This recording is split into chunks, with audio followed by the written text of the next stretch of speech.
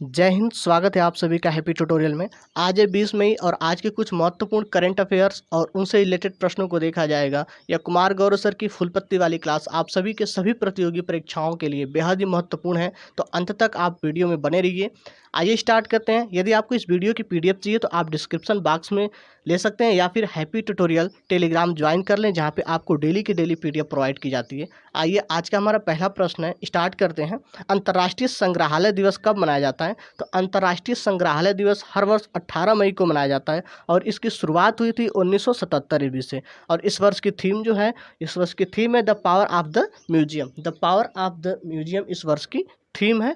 शुरुआत 1977 से हुई। आगे कुछ महत्वपूर्ण पॉइंट्स हैं कि विश्व धरोहर दिवस कब मनाया जाता है? तो विश्व धरोहर दिवस हर वर्ष 18 अप्रैल को मनाया जाता है। समुद्रीय संग्रहालय कहाँ स्थित है? तो लोथल गुजरात में अवस्थित है। और आर्कियोलॉजी सर्विस ऑफ इंडिया के संस्थापक कौन हैं? तो यह है कनिंघम और इसकी स्थापना हुई थी 1861 ईस्वी में। आर्कियोलॉजी सर्वे ऑफ इंडिया के वर्तमान डायरेक्टर कौन हैं? तो इसके वर्तमान डायरेक्टर हैं विद्यावती जी हैं। जूलॉजिकल सर्वे ऑफ इंडिया की पहली महिला अध्यक्ष कौन है? तो जूलॉजिकल सर्वे ऑफ इंडिया की जो पहली महिला अध्यक्ष है वह है धृति बनर्जी। धृति बनर्जी हैं। आगे बढ़ते हैं। अगला प्रश्न है, 18 मई 2022 को किस राज्य केंद्र शासित प्रदेश के राज्यपाल उपराज्यपाल अनिल बैजल ने अपने पद से इस्तीफा दिया है? तो ये दिल्ली राज्य से थे। इन्होंने अपना इस्तीफा रामनाथ कोविंद जी को सौंपा। और क्यों सौंपा? इसलिए कि दिल्ली सरकार से टकराव के कारण इन्होंने इस्तीफा रामनाथ कोविंद को 18 मई को दे दिया। आगे बढ़ते हैं। आगे कुछ महत्वपूर्ण पॉइंट्स हैं कि दिल्ली सरकार का प्रशासनिक प्रमुख कौन है? तो वे हैं उपराज्यपाल। और दिल्ली में कितने प्रतिशत मंत्री बन सकते हैं? तो 10%। कुल विधानसभा की सीट 70 है। सरकारी आयोग और पूंजी आयोग यह केंद्र राज्य से संबंधित है। दिल्ली को राजधानी बनाने की घोषणा कब की गई थी? तो यह की गई थी 1911 ईस्वी में। और दिल्ली को भारत की राजधानी कब बनाया गया? तो 1912 ईस्वी में इसको राजधानी बनाया गया और 1911 में इसकी घोषणा हुई थी। पहली महिला राज्यपाल कौन थी? तो पहली महिला राज्यपाल थी सरोजनी नायडू, जो यूपी के रहने वाले थे। आगे बढ़ते हैं। अगला प्रश्न है कि 17 मई 2022 को लोकसभा अध्यक्ष ओम बिरला ने कहाँ से सुपोषित माँ अभियान के द्वितीय चरण का शुभारंभ किया है? तो इन्होंने शुभारंभ किया है राजस्थान के कोटा से।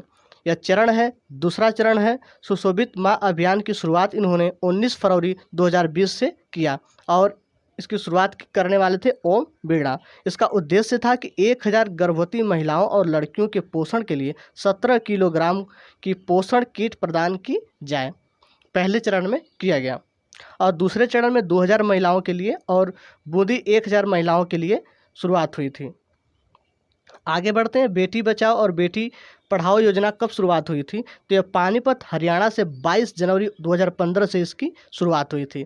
मृदा स्वास्थ्य कार्ड योजना यह सूरतगढ़ से हुई थी 19 फरवरी 2015 से। पीएम किसान योजना 24 फरवरी 2019 को स्टार्ट हुई गोरखपुर उत्तर प्रदेश से। और आयुष्मान भारत योजना 23 सितंबर 2018 को रांची से इसकी शुरुआत हुई। पीएम स्वास्थ्य आत्मनिर्भर भारत योजना कब शुरुआत हुई? तो वाराणसी से इसकी शुरुआत हुई थी। ग्राम उजाला योजना बिहार के आरा जिला से इसका शुभारंभ हुआ था। और स्कूल चलो अभियान उत्तर प्रदेश के श्रावस्ती जिला से इसका शुभारंभ हुआ, स्कूल चलो अभियान का। अगला प्रश्न है कि हाल ही में किस भारतीय को ब्रिटेन की महारानी ने मानद Commander of the Order of the British Empire से सम्मानित किया है? तो यह है अजय पिरामल। अजय पिरामल। इसकी शुरुआत 1917 से हुई किंग जॉर्ज पदम द्वारा। आगे रॉयल गोल्ड मेडल पाने वाले पहले भारतीय कौन हैं? तो यह बालकृष्ण दोषी।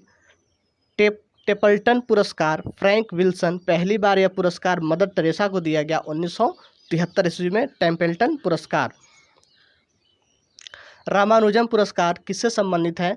यह गणित से संबंधित है और यह दिया गया इस बार नीना गुप्ता को। सरस्वती सम्मान 31वां किसे दिया गया? तो रामदरस मिश्रा को दिया गया, उनकी कविता मैं तो यहाँ हूँ के लिए। और प्रित्जर पुरस्कार फ्रांसिस कैरे को। ये पहले अफ्रीकन हैं जिन्हें प्रित्जर पुरस्कार दिया गया। 94 94 बेस्ट फिल्म अवार्ड कौन सी है? तो यह कोड़ा है। और बेस्ट एक्टर का अवार्ड किसे दिया गया? तो बिल स्मिथ को दिया गया। आगे बढ़ते हैं। मई 2022 में टेनिस का इटालियन ओपन 2022 में पुरुष एकल का खिताब किसने जीता? तो ये जीतने वाले हैं नोवाक जोकोविच, सर्बिया। और महिला विजेता है ईगा स्विएटेक, जो है पोलैंड की रहने वाली है। इटालियन ओपन फुटबॉल विजेता टीम जो है यह है इंटर मिलान। आगे ऑस्ट्रेलियन ओपन पुरुष वर्ग के विजेता कौन है? तो हैं राफेल नडाल। और ऑस्ट्रेलियन ओपन महिला वर्ग की जो विजेता है यह है एश्ले बार्टी। एश्ले बार्टी का जो संबंध है ऑस्ट्रेलिया से है। और राफेल नडाल ने कुल कितनी ग्रैंड स्लैम जीते हैं? तो इन्होंने 21 ग्रैंड स्लैम कुल जीता है। उबेर कप की विजेता जो है वह है दक्षिण कोरिया और उप विजेता है चीन। चीन को हरा के उबेर कप दक्षिण कोरिया ने जीता है। और थॉमस कप का विजेता है भारत, जो इंडोनेशिया को हराकर जीता है। अब तक इंडोनेशिया 14 बार इसकी विजेता रह चुकी थी। इस बार भारत ने उसे हराकर थॉमस कप का विजेता बनाया। उबेर कप और थॉमस कप का आयोजन बैंकॉक, थाईलैंड में किया गया था। आगे बढ़ते। हाल ही में कहां से आदिवासी युवाओं को कौशल प्रदान करने के लिए पायलट प्रोजेक्ट शुरू किया गया? तो यह शुरू किया गया है भोपाल, महाराष्ट्र से। आगे यह पायलट प्रोजेक्ट है जिसमें 6 राज्य और 17 जिले शामिल हैं और कुल लाभार्थी हैं लगभग 250। राज्य मध्य प्रदेश, छत्तीसगढ़, राजस्थान, महाराष्ट्र, गुजरात और उड़ीसा। इन 6 राज्यों में इसकी शुरुआत की गई है। और क्षेत्र सौर ऊर्जा क्षेत्र, विद्युतीय क्षेत्र, कृषि क्षेत्र शामिल है। आगे तेजस योजना की शुरुआत किसने की थी? तो तेजस योजना की शुरुआत अनुराग ठाकुर ने की यूएई में, संयुक्त अरब अमीरात में। इंटरनेशनल स्किल सेंटर कहाँ है? तो उड़ीसा भुवनेश्वर में स्थित है।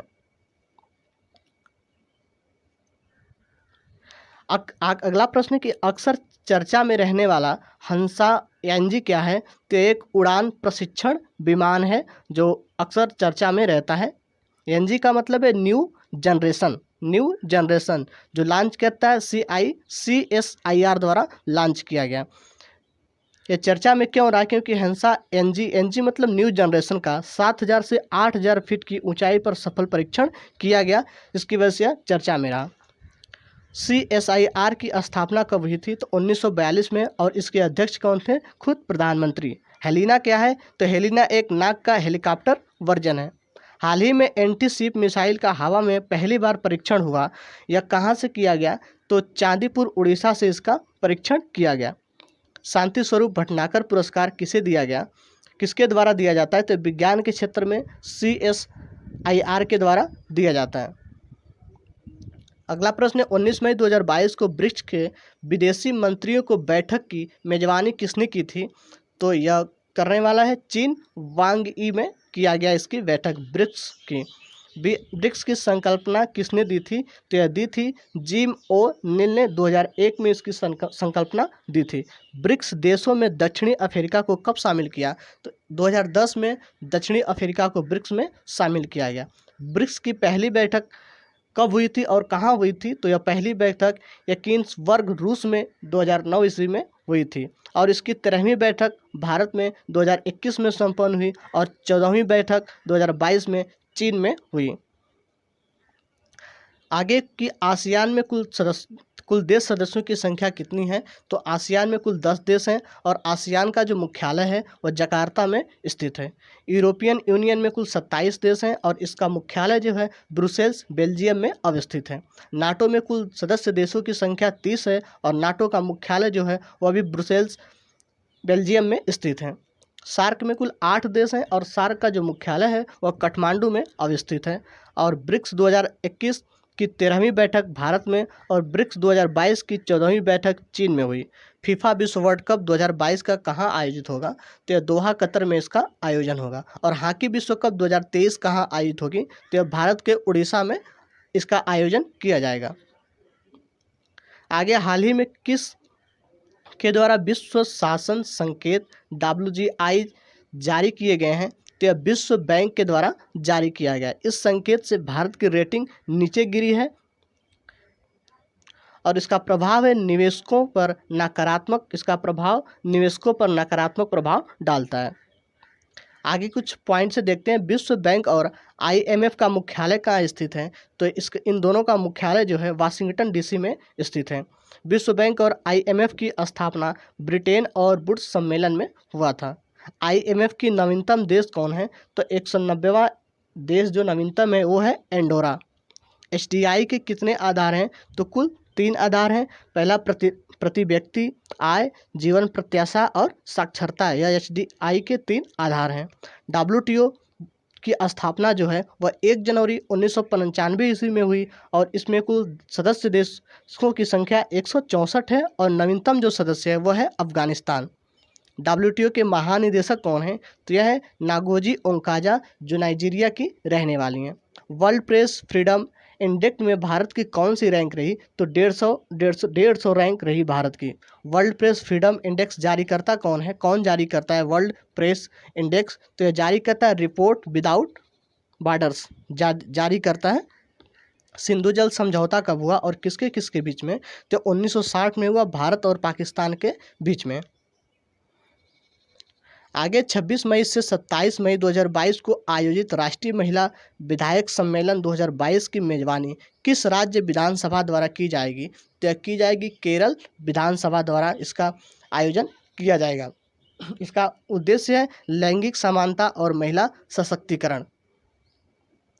इसका आयोजन तिरुवनंतपुरम में होगा। और कुछ पॉइंट्स है, केरल का क्लासिकल डांस क्या है? तो यह केरल का क्लासिकल डांस है कथकली, मोहिनी अट्टम। और केरल का शास्त्रीय भाषा जो है वह है मलयालम। संतोष ट्रॉफी का संबंध किससे है? तो फुटबॉल से है। वेबनाथ झील कहाँ स्थित है? केरल में स्थित है। शांत घाटी कहाँ स्थित है? यह भी केरल में स्थित है। नीलगिरी पर्वत की सबसे ऊंची चोटी कौन सी है? तो सबसे ऊंची चोटी नीलगिरी की है डोटा बेटा। नीलगिरी की सबसे ऊंची चोटी है।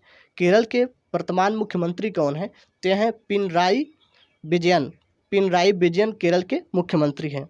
मोपला विद्रोही ये केरल में हुआ 1921 में। त्रिशूलपुरम त्यौहार कहाँ का है?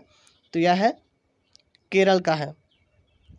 मकरविलक्कू त्यौहार, सबरीमाला मंदिर, यह भी दोनों केरल में स्थित हैं और मकरविलक्कू त्यौहार भी केरल का है। केरल का जो मार्शल आर्ट है वह है कलारीपट्टू केरल का मार्शल आर्ट है।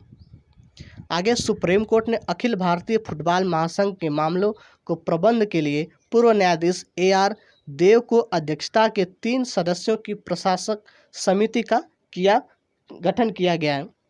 धन्यवाद। अगर वीडियो पसंद आई हो तो दोस्तों में शेयर करें, चैनल को सब्सक्राइब करें और वीडियो को लाइक करें। धन्यवाद।